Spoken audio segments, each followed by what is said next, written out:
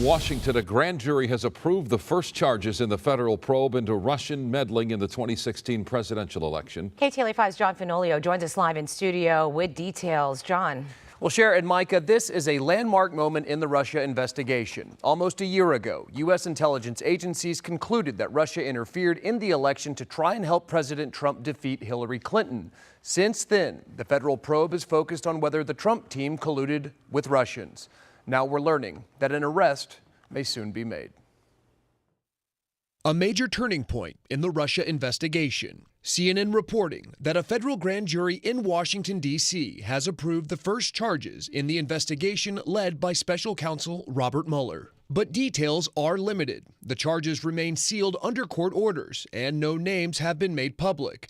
But according to CNN, plans were prepared Friday for anyone charged to be taken into custody as soon as Monday. Mueller's wide-ranging probe has focused on Russia's interference in the 2016 election and potential collusion between the Trump campaign and Moscow. It also focused on whether President Trump might have tried to impede the investigation.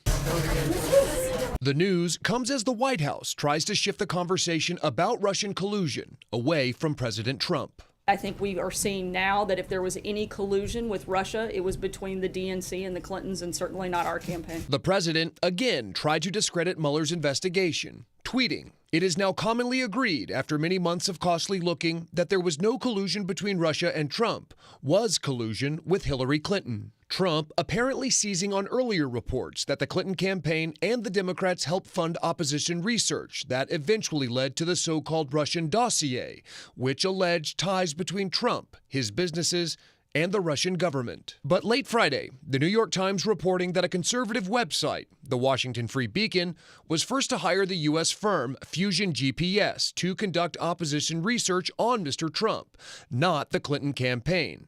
That research included the potentially damaging dossier. According to the Times, representatives from the conservative site revealed their involvement to the House Intelligence Committee Friday. Later, the Clinton campaign and the Democratic National Committee also hired Fusion GPS to research possible connections between Team Trump and the Kremlin. Again, we do not know the identity of who's being charged, and it is unclear what the charges are. Still, this is a significant moment in a federal probe that has been largely conducted behind closed doors. Now, it appears we will soon see the first public disclosure of results in a major investigation involving the president. Cher, Micah, I'll send it back to you. John, thank you.